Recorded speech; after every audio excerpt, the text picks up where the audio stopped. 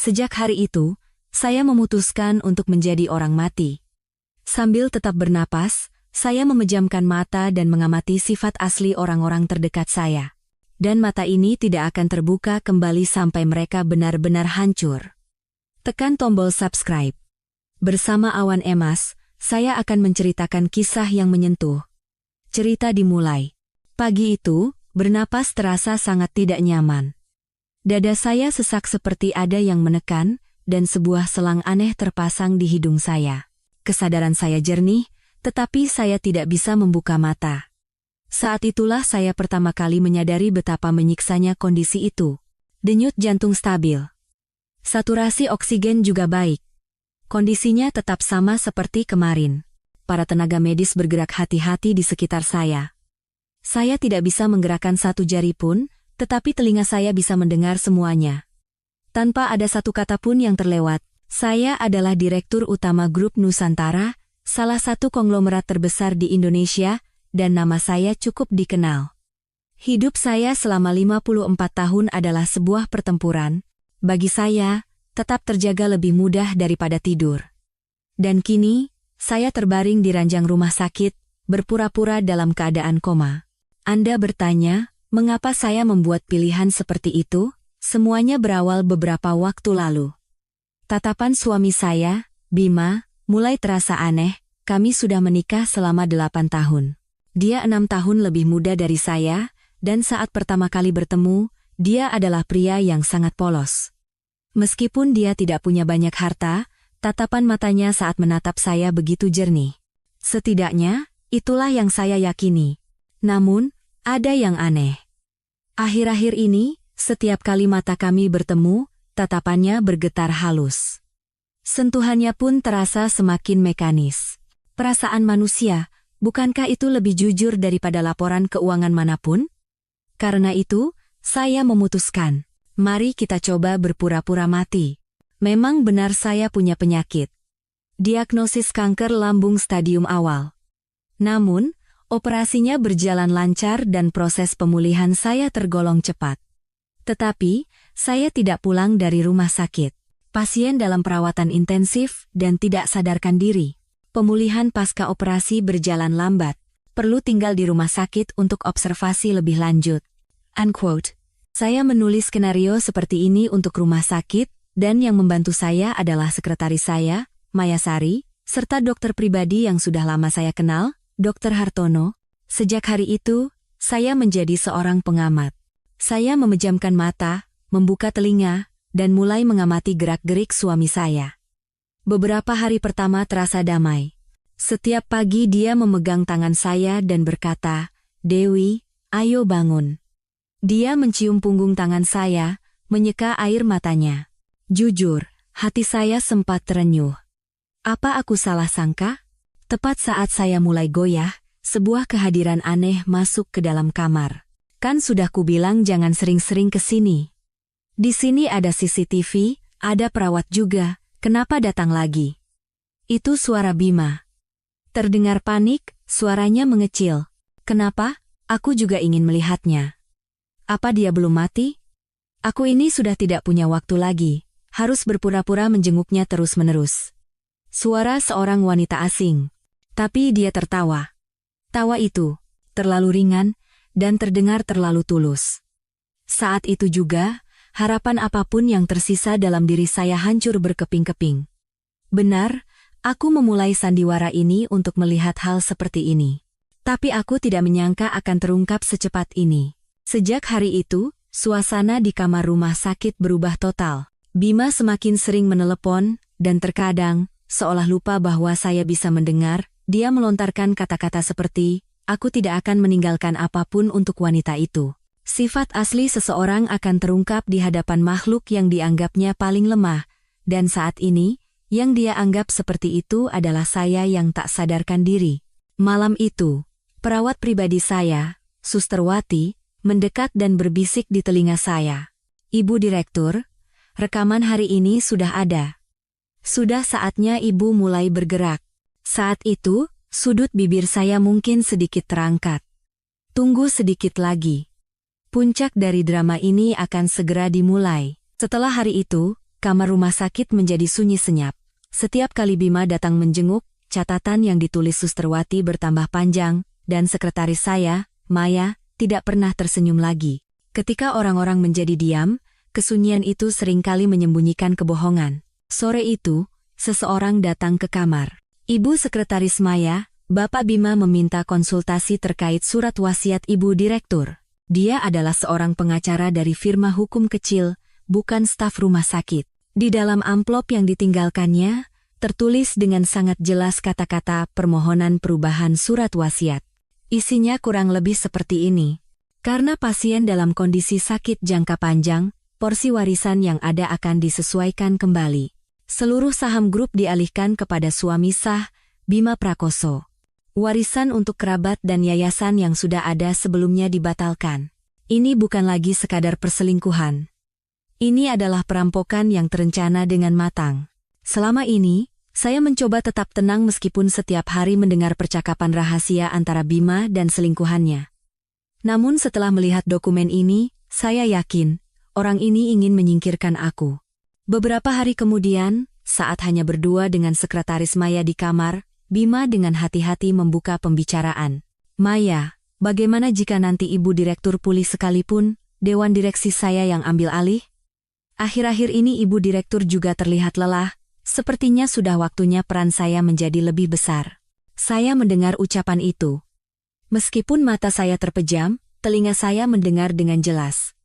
Maya hanya mengangguk tanpa kata, dengan senyum ramah di wajahnya. Namun, di tangannya, sebuah alat perekam kecil di atas tumpukan dokumen menyala. Saat malam tiba, aroma parfum wanita asing menyebar di kamar. Aroma tajam campuran kosmetik dan bunga, serta suara sepatu hak tinggi yang familiar. Sayang, hari ini aku bawa bekal. Memang sih agak canggung karena ada perawat itu, tapi biarlah. Istrimu juga kan terbaring tidak bisa membuka mata. Suara wanita itu. Wanita yang sama yang saya dengar di depan pintu kamar beberapa hari lalu. Maya sudah melacak namanya, Riana. Dia duduk di samping tempat tidur saya dan tanpa ragu mulai membuka bekal makanannya. Udara di rumah sakit ini kenapa pengap sekali, ya? Oh iya, jangan lupa nanti jam 5 kita ada janji untuk kontrak gedung pernikahan. Sudah saatnya kita selesaikan yang perlu diselesaikan. Gedung pernikahan. Saat itu, darah saya terasa mendidih. Ini berarti tujuannya bukan hanya warisan, tapi dia benar-benar berharap saya lenyap. Kontrak pernikahan? Orang ini begitu yakin saya akan benar-benar mati. Atau mungkin, dia sudah menyusun skenario agar hal itu terjadi. Keesokan harinya, Susterwati berbisik pelan. Ibu Direktur, suami ibu juga sedang menyiapkan gugatan cerai. Dengan asumsi ibu tidak akan sadar kembali, dia akan mengajukan dokumen dengan alasan kesalahan ada pada ibu. Permainan mulai menajam. Di tangan Susterwati ada sebuah USB. Di dalamnya tersimpan rapi rekaman ucapan Bima kepada sekretaris, percakapannya dengan Riana di kamar, hingga rekaman telepon dengan tim hukum. Bukti sudah cukup. Namun, saya memutuskan untuk menunggu. Saya akan tetap terbaring seperti ini, berpura-pura tidak tahu apa-apa, sampai kepingan puzzle terakhir terpasang. Seolah-olah saya adalah orang yang benar-benar sekarat, dan di celah itu, dia semakin menunjukkan sifat aslinya. Yang tidak dia ketahui adalah semua percakapan di dalam kamar ini sedang dikirimkan secara real-time oleh seseorang. Dan dia tidak pernah bermimpi bahwa orang itu adalah istrinya sendiri. Selama saya terbaring di ranjang rumah sakit, warisan atas nama saya seolah berada di atas meja operasi. 37% saham grup Nusantara, 9 aset properti pribadi, miliaran rupiah dana tunai terkait yayasan dan proyek budaya, serta dokumen hak waris yang tidak akan pernah bisa dialihkan selama saya masih hidup. Itulah yang diincar Bima. Dia hanya menunggu saya mati. Pak, mohon dokumen itu diatur ulang. Kondisi Ibu Direktur belum sepenuhnya final. Ketika kepala tim hukum, Pak Irawan, berkata demikian, Bima meliriknya sinis. Pak Irawan, apa yang kau khawatirkan? Aku hanya ingin mengatur aset istriku sendiri, apa masalahnya? Masalahnya, secara struktur warisan, jika Ibu Direktur tidak memperbarui surat wasiatnya secara langsung, Kalau begitu kita buat saja surat wasiatnya. Aku punya sidik jari beliau yang diambil sebelum operasi. Kita ambil saat dia tidak sadar. Seketika, di sudut buta CCTV di samping kamar, tangan sekretaris Maya bergerak sejenak, sebuah lensa kecil berkilat menyala, mulai merekam percakapan itu. Malam itu, Suster Wati memberikan satu USB lagi. Kali ini, foldernya berjudul Rapat Eksternal. Di dalamnya, terekam jelas percakapan antara Bima, Riana, dan beberapa pria asing. Sayang, kapan Dewan Direksi akan dibereskan? Setelah surat wasiatnya beres. Hari itu juga, aset yayasan akan aku pindahkan atas namamu, sisanya akan aku gunakan untuk mengambil alih hak personalia dalam rapat Dewan Direksi. Jadi, kita berdua yang akan memiliki perusahaan ini, kita akan memilikinya. Dan wanita itu, aku akan pastikan dia tidak akan pernah bangun lagi. Aku akan pastikan. Mendengar kata-kata itu, untuk pertama kalinya saya ingin membuka mata, saya ingin menatap matanya dan melihat ekspresi wajahnya saat mengucapkan kata-kata keji itu, tapi, belum saatnya. Saya harus mendengar lebih banyak. Saya ingin tahu dengan pasti betapa busuk hatinya. Beberapa hari kemudian, dia melakukan hal tak terduga lagi di samping tempat tidur saya. Kali ini, dia mengeluarkan sebuah buku catatan. Di dalamnya tertulis draft yang dia sebut sebagai surat wasiat saya. Saya, dengan kehendak saya sendiri, mewariskan seluruh hak manajemen dan saham grup kepada suami saya, Bima Prakoso, dan menyatakan bahwa keputusan ini tidak dapat dibatalkan oleh siapapun setelah kematian saya. Dan di bagian bawah, ada bekas potongan sidik jari yang saya berikan sesaat sebelum operasi, dia berencana menggunakan itu sebagai bukti. Bima menyerahkan catatan itu kepada Maya dan berkata, "Jika Ibu Direktur pada akhirnya tidak sadar kembali, tolong bocorkan ini sedikit demi sedikit ke media. Akan merepotkan jika ada masalah suksesi di perusahaan kita. Apakah itu benar-benar kehendak Ibu Direktur? Kami adalah suami istri. Dia hanya percaya padaku." Kata-kata itu sungguh membuat saya muak. Beberapa hari kemudian, dia mempersiapkan sesuatu yang lain. Pernikahan, kabar bahwa dia dan Riana mengunjungi butik pengantin mulai beredar. Hotel, gedung, gaun, bahkan pembawa acara sudah dipesan.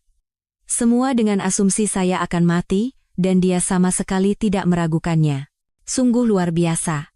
Kami telah menghabiskan begitu banyak waktu bersama atas nama cinta, namun pada akhirnya orang ini mencoba mencuri seluruh hidupku. Saya memutuskan. Cukup sampai di sini. Panggung yang telah saya siapkan, kini lampunya mulai menyala. Dini hari itu, tidak ada siapapun di kamar. Saat Suster Wati mematikan CCTV sejenak, Maya masuk dengan diam-diam dan berbisik di telinga saya. "Ibu Direktur, sudah waktunya. Mari kita bergerak." Perlahan, saya membuka mata. Sudah beberapa minggu, seluruh tubuhku terasa berat, kulitku dingin, dan otot-ototku kaku. Tapi tekadku lebih keras dari baja. Saya harus merebut kembali hidupku, posisiku, dan orang-orangku. Suster Wati membantu saya duduk, dan di saat singkat itu saya menyadari. Ternyata, hidup bisa dipenuhi amarah yang meluap-luap seperti ini. Ruang pemulihan rahasia. Sebuah area khusus VIP di lantai bawah tanah rumah sakit. Terisolasi sepenuhnya dari dunia luar, dan hanya segelintir staf medis yang bisa mengaksesnya. Di dalamnya ada 5 monitor, masing-masing menampilkan CCTV kamar, koridor, tempat parkir, lift, dan ruang rapat.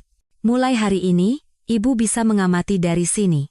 Maya menyerahkan sebuah tablet. Di dalam USB, semua file rekaman telah tersusun rapi. Apa yang dikatakan Bima, apa yang diucapkan Riana di samping tempat tidurku. Semua pisau yang menusukku saat mataku terpejam kini tersimpan dengan nama filenya masing-masing. Nama file. Wanita itu tak akan bangun lagi. Nama file. Selesaikan di hari pernikahan. Semua kata-kata itu kini menjadi bukti di tanganku. Ibu Direktur, langkah pertama adalah pembatalan surat wasiat. Firma hukum memiliki salinan resmi yang telah Ibu tanda tangani, jadi surat wasiat palsu itu tidak memiliki kekuatan hukum. Masalahnya adalah Bima mulai membocorkannya kepada wartawan. Biarkan saja. Kata-kata yang terucap suatu saat akan menjadi dosa. Dan beberapa orang di dewan direksi juga diam-diam bergerak bersamanya. Mereka sedang menegosiasikan agenda untuk membagi hak manajemen jika ibu dinyatakan meninggal. Tanggal rapatnya sudah ditetapkan? 1 minggu lagi. Ibu harus bersiap untuk mengungkapkannya sebelum itu. Saya menatap keluar jendela tanpa kata. Di kejauhan, seseorang mendorong kursi roda. Sinar matahari menerangi punggungnya, dan itu seolah menunjukkan sosok saya selanjutnya. Seseorang yang tidak bisa berjalan sendiri, tetapi bisa berdiri lebih tegak dari siapapun, itulah saya. Beberapa hari kemudian, Maya diam-diam membawa kabar baru. Reservasi gedung pernikahan sudah dikonfirmasi. Hotel Grand Indonesia, Ruby Hall lantai 17. Bima dan Riana, Sabtu depan pukul 3 sore. Namanya disamarkan, tapi sudah kami pastikan. Pernikahan? Suamiku akan menikahi wanita lain saat aku masih hidup? Saat itu, pertarungan ini menjadi lebih dari sekadar balas dendam. Ini adalah tentang keadilan. Fakta bahwa dia berani memalsukan surat wasiat atas namaku, mencuri asetku, dan mencoba mengubur hidupku saat aku masih bernapas, dosa itu harus kutunjukkan pada dunia. Bagaimana manusia seperti itu akan hancur. Saya mengulurkan tangan dan menyalakan perekam kecil yang dibawa Maya. Mulai sekarang, kita rekam dengan suara saya. Karena di dunia ini, bukti lebih kuat daripada kata-kata. Lalu, saya melanjutkan dengan tenang. Saya masih hidup. Masih bernapas, jantungku masih berdetak, dan ingatanku jernih. Wahai kalian yang mencoba mencuri hidupku, sekarang aku sedang mengawasi kalian. Bahkan setelah mendengar kabar pernikahan itu, hal pertama yang saya lakukan adalah tertawa. Apakah karena konyol? Bukan. Karena saya yakin bahwa semua rencana busuk Bima akhirnya telah lengkap, dan itu juga berarti rencanaku telah sempurna. Hari itu, saya dan Maya diam-diam keluar dari rumah sakit, hanya beberapa staf medis yang tahu, dan direktur rumah sakit pun bekerja sama menjaga kerahasiaan. Kendaraan yang kami gunakan adalah SUV khusus dengan kursi belakang yang dirancang untuk kursi roda, kacamata hitam, topi, dan masker yang menutupi leher. Saya harus menjadi orang yang belum ada di dunia ini. Tempat pertama yang kami tuju adalah kantor pusat Grup Nusantara, ruang rapat di lantai 42. Tempat di mana rapat Dewan Direksi Darurat akan diadakan seminggu lagi. Di dinding, tergantung foto-foto direktur utama sejak perusahaan berdiri, dan di bawah foto terakhir, ada plakat nama yang kosong. Apa ibu tahu kenapa nama itu belum dipasang? Tanya Maya. Saya mengangguk perlahan. Bima pasti ingin menjadikannya miliknya. Dia pasti ingin mengisi tempat itu dengan wajahnya. Dan saya berdiri di sana, menatap dinding itu untuk waktu yang lama. Hari itu, kaki dan bahu saya terasa lebih kokoh dari penyangga manapun.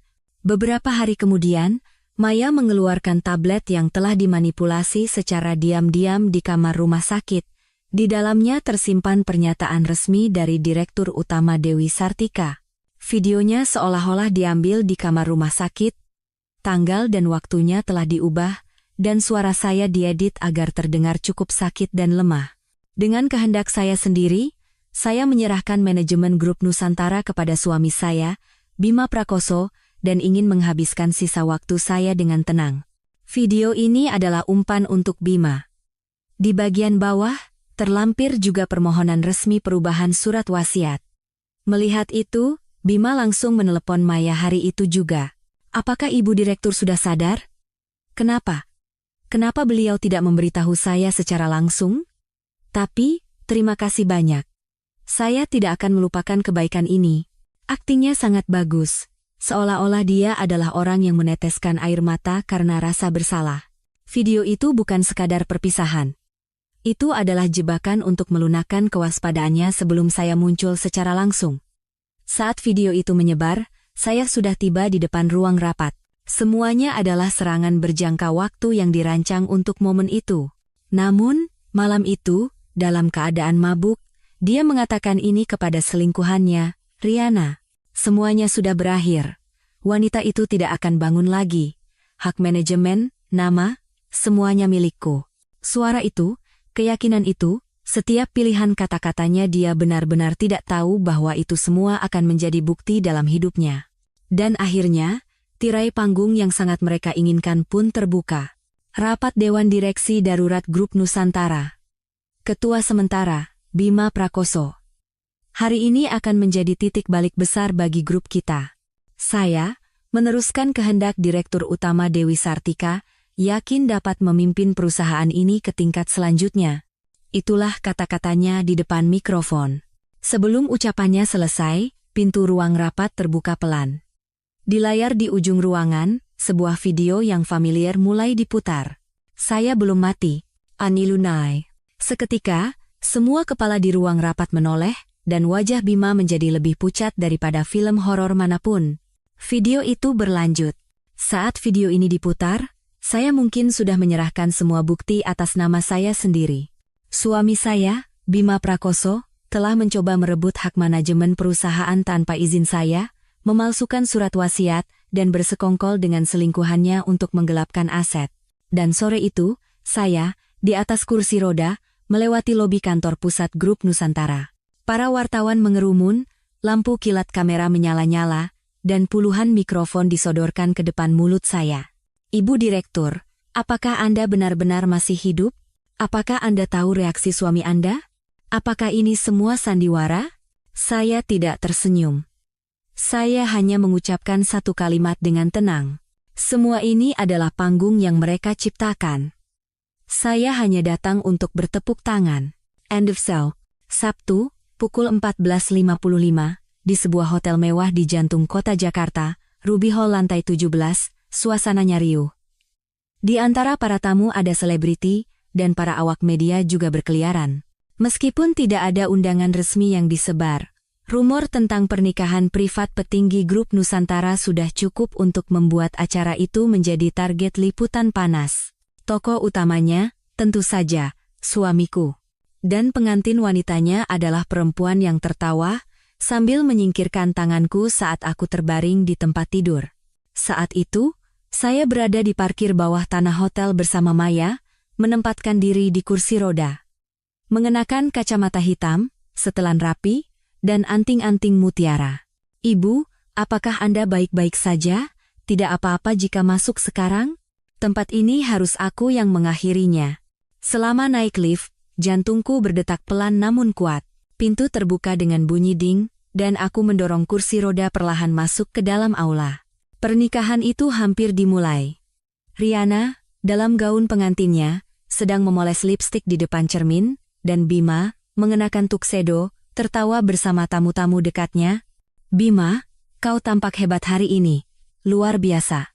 Menjadi direktur Grup Nusantara dan menikah. Hidupmu seperti film, bukan? Dia tertawa. Sampai saat itu pun, dia pasti percaya hidupnya berada di puncak. Saat itulah, seorang wartawan dari arah pintu masuk berlari masuk sambil memegang walkie-talkie. Sudah datang. Beliau datang sendiri. Kemudian, lampu sedikit berkedip, dan sebuah video mulai diputar di layar aula. Di layar, muncul seorang wanita yang duduk di kursi roda. Napasnya sedikit terengah-engah, suaranya pelan, tetapi tatapan matanya tajam. Bapak Bima Prakoso dan Nona Riana, di hari seperti ini, tentu saya tidak boleh ketinggalan, bukan? Orang-orang mulai berbisik, beberapa menatap layar dengan wajah tidak percaya. Saat itu, pintu aula terbuka, dan kursi roda yang membawaku bergerak maju perlahan. Suara jepretan kamera meledak seperti kembang api, dan kerumunan orang terbelah. Dan aku, bertatapan mata dengan Bima. Wajahnya, awalnya kosong, kemudian pucat pasi, dan akhirnya bibirnya mulai bergetar. Aku mengambil mikrofon, mengambil napas panjang. Aku berkata dengan tenang, pernikahan ini batal. Saya masih hidup, dan baik secara hukum maupun sosial, suami saya tidak memiliki hak untuk berada di sini. Riana bahkan tidak berani menatapku dan mundur selangkah. Orang-orang yang terlibat dalam semua ini, kalian semua harus bertanggung jawab. Wartawan mengerumun, petugas keamanan kebingungan, dan Bima hanya berdiri diam, seolah menyaksikan hidupnya jatuh keluar dari layar. Pernikahan itu dihentikan saat itu juga, dan data video serta rekaman suara langsung diserahkan ke media. Permintaan wawancara membanjir, dan kata-kata seperti istri konglomerat selamat, kebenaran di balik pura-pura koma, dan balas dendam di pesta pernikahan mendominasi pencarian real-time online. Tapi aku diam-diam meninggalkan tempat itu. Yang aku inginkan bukan perhatian, melainkan keadilan. Malam itu, di kamar suite hotel, polisi sedang membawa seseorang. Pemalsuan, penipuan, manipulasi surat wasiat, pencemaran nama baik, percobaan perampasan warisan. Bima tidak bisa berkata apa-apa. Dia mungkin sadar bahwa tidak ada cinta maupun alasan apapun yang bisa melindunginya lagi. Dan setelah hari itu, aku kembali ke rumah sakit. Masih ada pekerjaan yang harus kuselesaikan, yaitu menata kembali hidupku dan bangkit dengan nama yang baru. Dia telah hancur, dan yang tersisa kini hanyalah aku yang harus menghadapi diriku sendiri. Setelah guncangan di pesta pernikahan itu, penyelidikan terhadap Bima Prakoso dimulai dengan cepat. Pemalsuan dokumen, konspirasi penggelapan aset, manipulasi surat wasiat, dan pencemaran nama baik 5 dakwaan dikenakan padanya, dan media setiap hari menyorotnya dengan judul, Keruntuhan Dinasti Konglomerat. Pengadilan tingkat pertama menjatuhkan hukuman 6 tahun penjara, dan hak waris serta hak manajemennya dicabut sepenuhnya. Dunia dengan cepat melupakannya, hanya butuh 3 hari, sampai namanya hilang dari portal berita. Begitulah dia lenyap, diam-diam dan tuntas.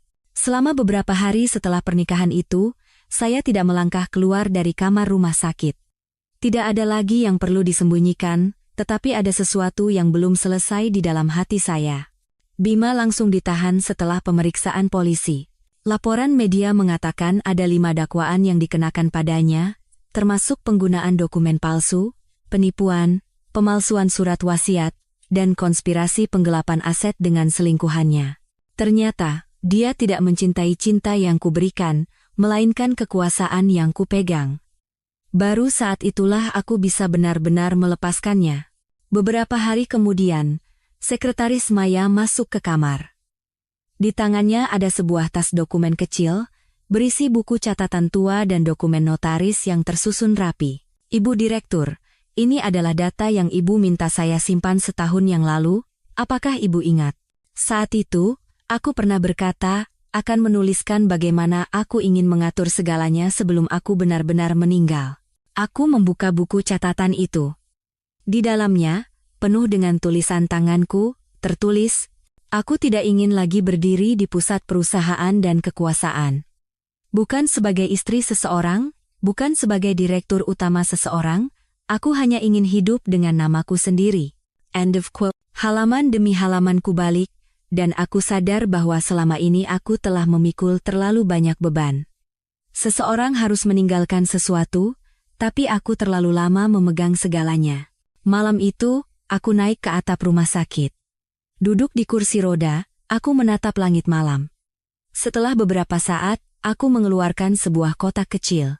Di dalamnya ada sepasang cincin kawin dan selembar foto lama kami berdua saat pertama kali bersama. Kami tersenyum, dia, dan juga aku. Karena saat itu, aku benar-benar percaya itu adalah cinta. Beberapa hari kemudian, tim hukum menyelesaikan semua urusan warisan sesuai keinginanku. Pengelolaan grup Nusantara diserahkan kepada ketua Dewan Yayasan, dan sebagian sahamku disumbangkan untuk dana dukungan wirausaha muda dan Yayasan Kesejahteraan Medis. Namaku tidak lagi ada di daftar direktur utama. Tapi anehnya, itu terasa melegakan. Terakhir, aku merekam sebuah video singkat. Duduk di depan kamera, dengan rambut panjang yang diikat rapi, aku berkata dengan suara tenang. Semua yang telah saya alami ini mungkin bagi sebagian orang hanyalah sebuah cerita. Tapi bagi saya, ini adalah seluruh hari-hari kehidupan saya. Orang yang saya percayai mencintaiku, hubungan yang harus saya percayai. Di ujung semua itu, yang saya temukan adalah diri saya sendiri. Dia telah lenyap, tapi saya hidup kembali. Setelah itu, aku mengucapkan selamat tinggal pada direktur rumah sakit. Pemulihanku sudah selesai, dan tidak ada lagi alasan untuk bersembunyi di kamar itu. Saat aku keluar dengan kursi roda untuk terakhir kalinya, koridor terasa lebih sepi dari yang kukira, hanya suara langkahku yang terdengar jelas.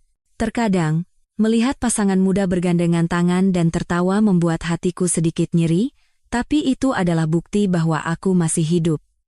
Dan aku menceritakan kisah ini kepada kalian sekarang, karena mungkin saja masih ada seseorang di luar sana yang, meskipun matanya terpejam, sedang melihat segalanya. Sudah sebulan sejak aku pindah ke sebuah desa kecil di tepi pantai.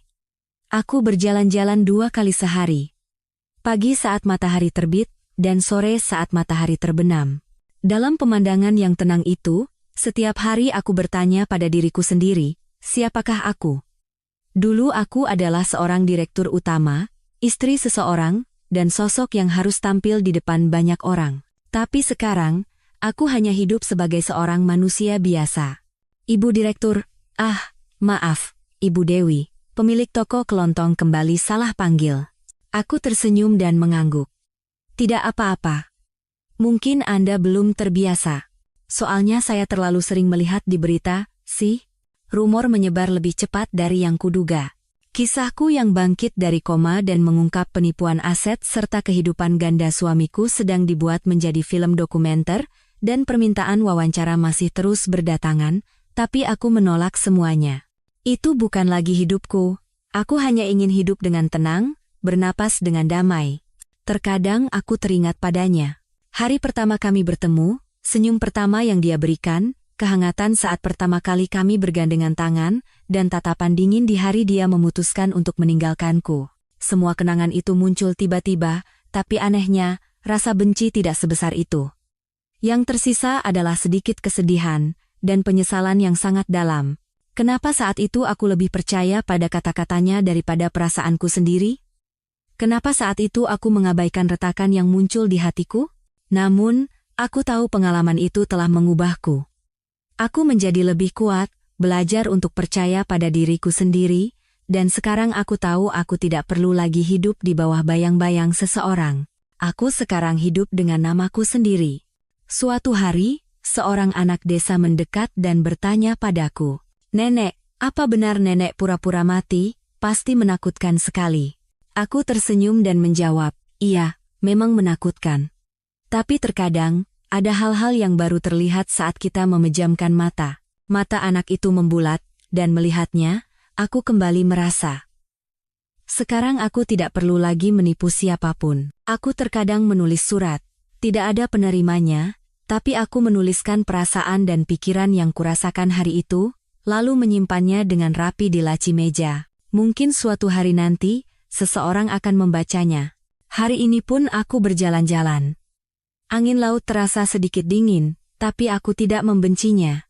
Jalan ini, yang kulalui dengan kedua kakiku sendiri meski sedikit lambat, sekarang lebih berharga dari jalan manapun di dunia. Cinta telah hilang. Dia, waktu itu, dan perasaan itu. Tapi di tempat cinta itu lenyap, aku diam-diam tetap menjadi diriku sendiri. Suatu hari di bulan Maret, saat musim semi mulai tiba, aku duduk di bangku perpustakaan desa sambil membaca buku. Sinar matahari hangat, angin masih sedikit sejuk, tapi entah kenapa suasana hatiku sangat baik. Aku berhenti sejenak dari membaca dan menatap langit. Sebuah kebiasaan baru, momen di mana aku paling merasakan bahwa aku masih hidup. Sore itu, di sudut koran desa, ada sebuah artikel kecil.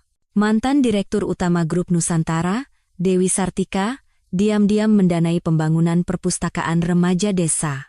Namaku tidak disebutkan, dan tidak ada yang bertanya padaku, tapi orang-orang sepertinya mulai menyadari bahwa wanita itu adalah Dewi Sartika. Tapi tidak ada yang mendesak atau mengorek lebih dalam, dan aku sangat berterima kasih untuk itu.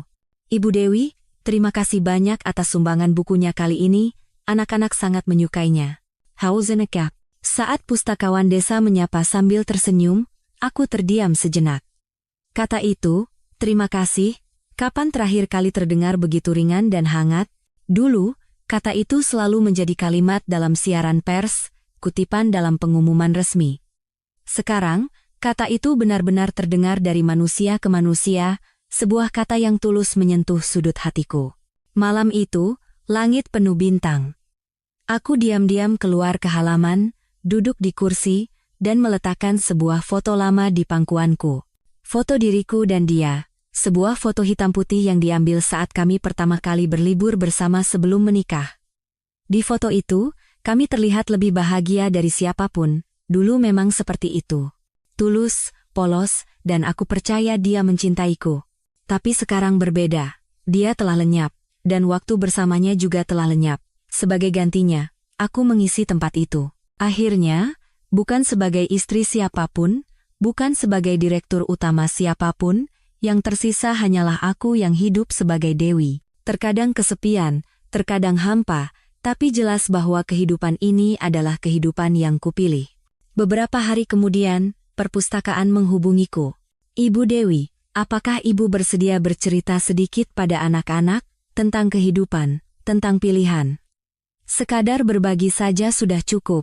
Aku berpikir sejenak, haruskah aku membuka ceritaku lagi? Tapi tak lama kemudian aku mengangguk. Aku pikir, jika ceritaku sekarang bisa menjadi jalan bagi seseorang, itu sudah cukup. Dan keesokan harinya, di ruang kecil perpustakaan, di depan beberapa anak yang duduk, aku perlahan memulai. Halo, nama saya Dewi. Hari ini, saya hanya ingin menceritakan satu hal yang saya pelajari dalam hidup. Setiap orang pasti akan menghadapi saat di mana mereka bertemu dengan diri mereka yang sebenarnya.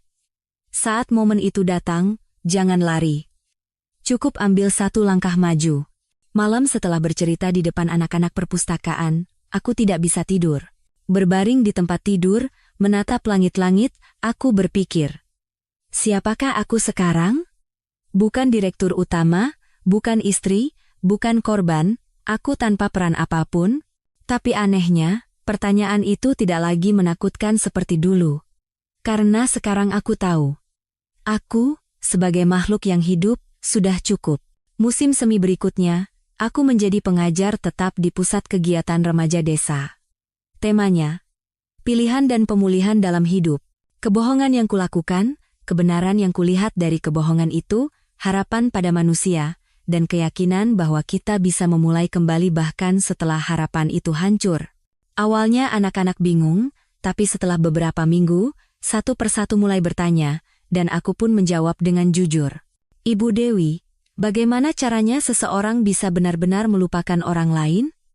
Tanya seorang anak. Aku tersenyum sejenak dan menjawab. Mungkin kita tidak akan bisa benar-benar lupa. Tapi jika kita bisa tersenyum tanpanya, bukankah itu sudah cukup? Selama ini, aku terus-menerus merendahkan diriku agar dicintai seseorang. Aku percaya cinta harus diterima, dan jika bertahan, akan terjaga. Tapi sekarang aku tahu, cinta bukan tentang memberi atau menerima. Itu tentang kebersamaan. Saling menjadi cermin satu sama lain. Bima tidak bisa melakukannya, dan aku terlalu terlambat menyadarinya. Tapi sekarang, dengan kesadaran itu saja, aku bisa bangkit kembali. Suatu hari, aku mengeluarkan sepasang cincin kawin yang kusimpan di laci. Dengan cincin itu, aku pergi ke tepi pantai. Angin bertiup kencang, dan pasir menggelitik ujung kakiku.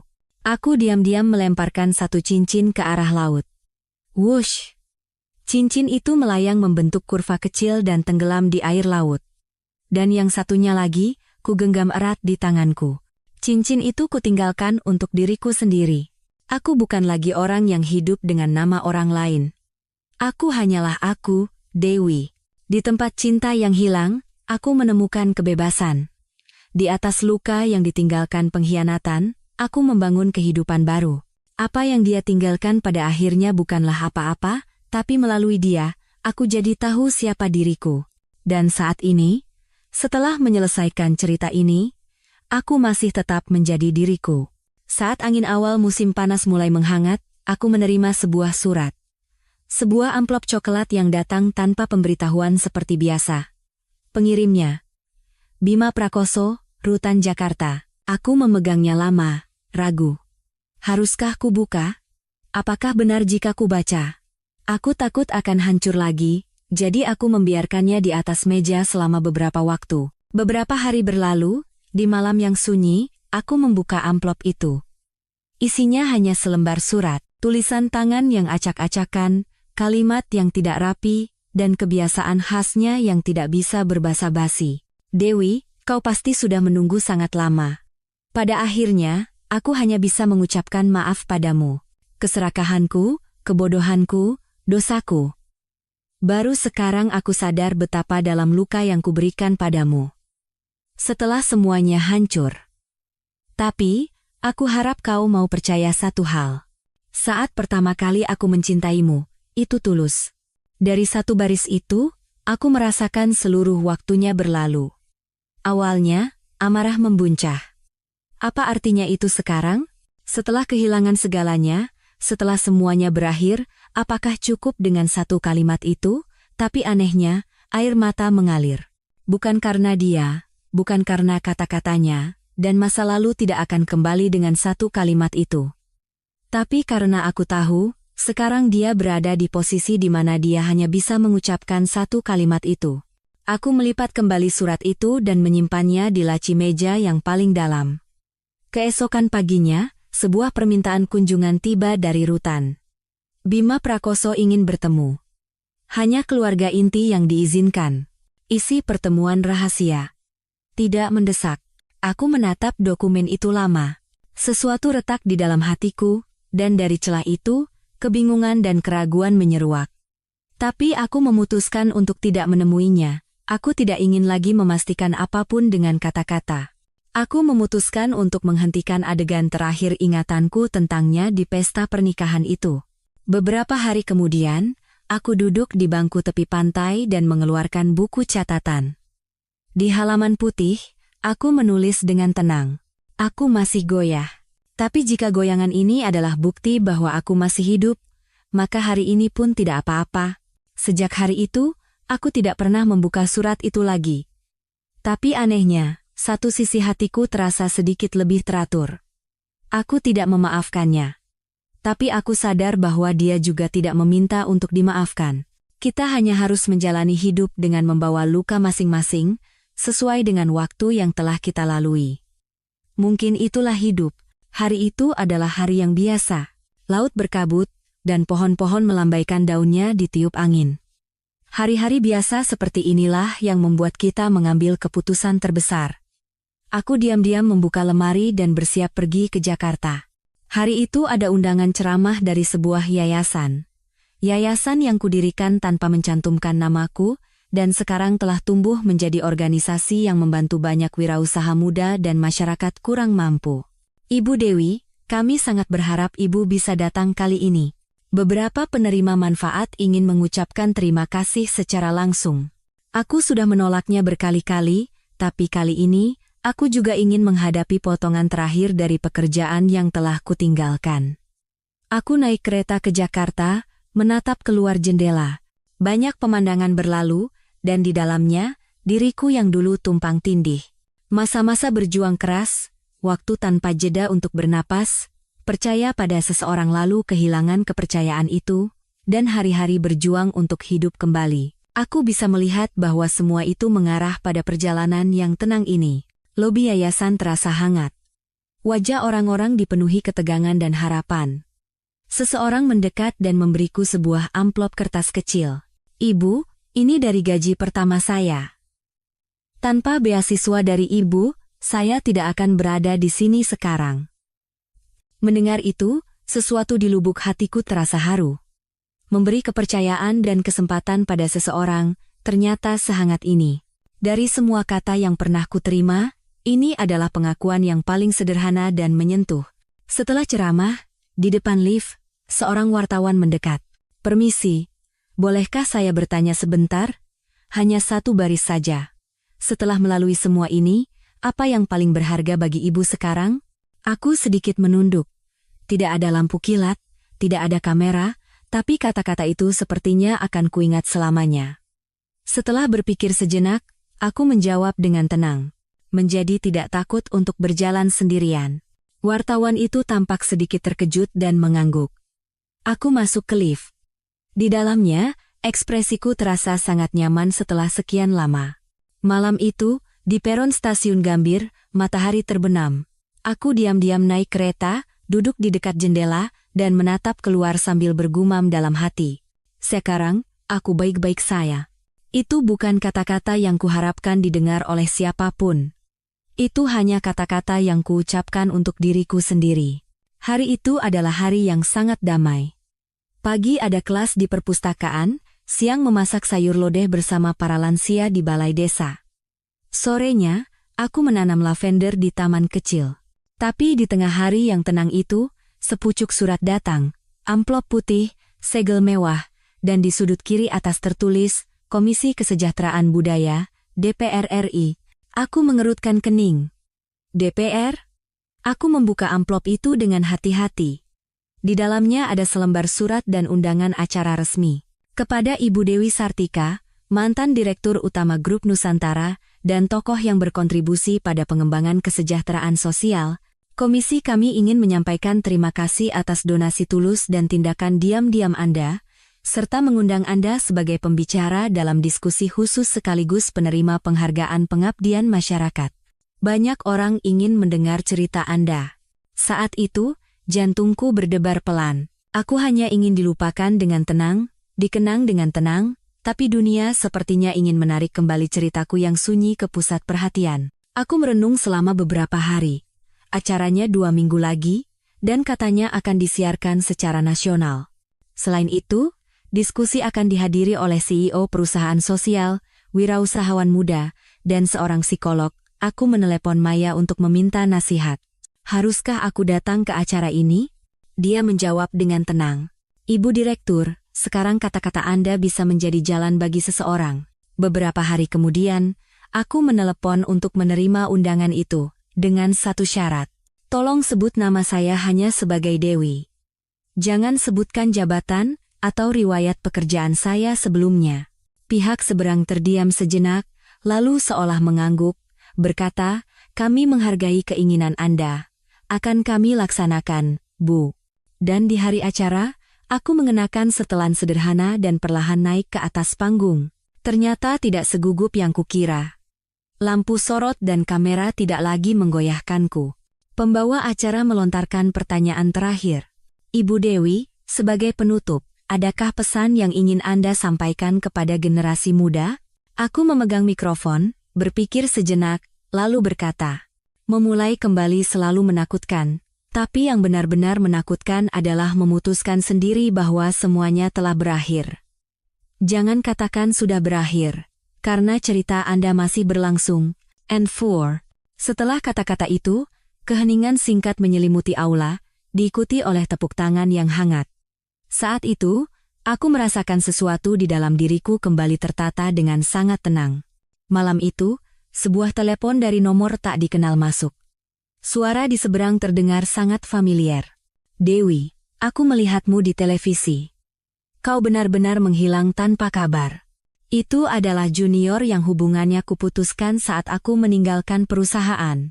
Di balik ucapan selamat yang sulit dibedakan antara tulus dan bisnis, terselip tawaran hati-hati. Bagaimana kalau ceritamu kita jadikan buku? Aku tersenyum sejenak. Itu bukan lagi kehidupan yang ingin kupegang. Setelah menutup telepon, aku berjalan lama di tepi pantai. Haruskah aku mengeluarkan ceritaku lagi ke hadapan dunia? Atau sekarang, bolehkah aku hidup dengan tenang sebagai diriku sendiri? Itu bukan perasaan ingin diakui oleh seseorang, melainkan perasaan memberi izin pada diriku sendiri. Dalam perjalanan pulang setelah acara, di dalam kereta, aku menatap keluar jendela lebih lama dari biasanya. Sawah ladang berlalu, stasiun-stasiun kecil terlewat, dan setelah beberapa saat, laut mulai terlihat.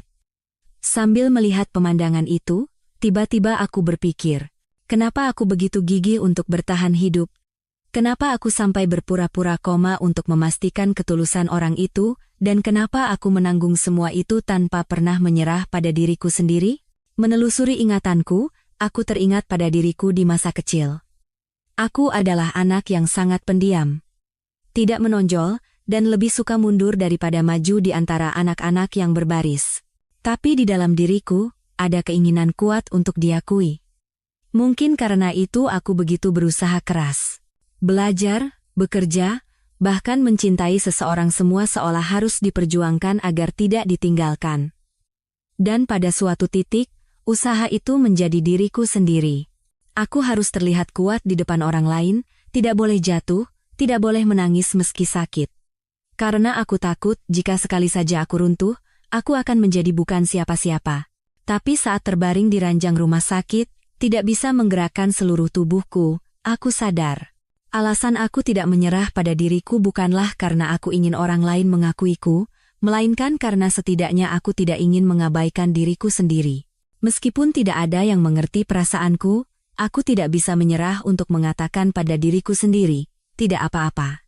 Baru sekarang aku tahu betapa besar kekuatan itu. Satu kata itu. Aku masih baik-baik saja. Aku masih di sini. Aku masih diriku. Berkat kata-kata itu, aku tidak hancur, tidak ditinggalkan, dan akhirnya bertahan hidup. Beberapa hari kemudian, setelah kelas di perpustakaan selesai, seorang anak mendekat dan berkata pelan, "Ibu, apakah semua orang dewasa menjadi sekuat itu?" Aku menatap anak itu lama, lalu perlahan menggeleng. Bukan menjadi kuat, tapi terus hidup meskipun sakit.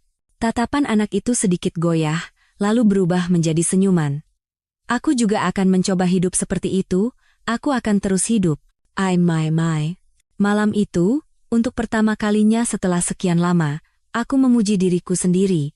Aku lebih bangga daripada saat menjadi direktur utama perusahaan besar, lebih bangga daripada saat berdiri di panggung manapun, bukan untuk siapa-siapa, tapi karena untuk pertama kalinya aku jujur pada diriku sendiri. Pagi itu, angin bertiup sangat kencang. Tirai bergoyang hebat, dan suara angin menyusup melalui celah jendela. Di jalan menuju pinggir desa, aku melilitkan syal di leher dan memakai topi sebagai ganti payung. Bunga-bunga liar di pinggir jalan terhuyung-huyung ditiup angin, tapi akarnya tidak tercabut. Melihat itu, aku berpikir, mungkin manusia juga seperti itu, meskipun terhuyung-huyung, akarnya tetap di tempatnya. Sore hari perpustakaan tutup, jadi aku memutuskan untuk menghabiskan hari tanpa janji. Aku mampir ke kedai teh kecil, memesan teh lavender, dan duduk di dekat jendela sambil membuka sebuah buku. Judulnya, Cara Melindungi Diri Saat Angin Bertiup. Sebelum membuka halaman pertama, sesuatu mengalir tenang di dalam diriku.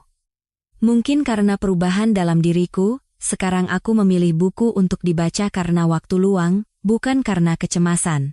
Sambil membaca, tiba-tiba aku berpikir, pemulihan yang kumiliki bukanlah untuk ditunjukkan pada siapapun. Itu hanyalah caraku untuk bisa memeluk diriku sendiri.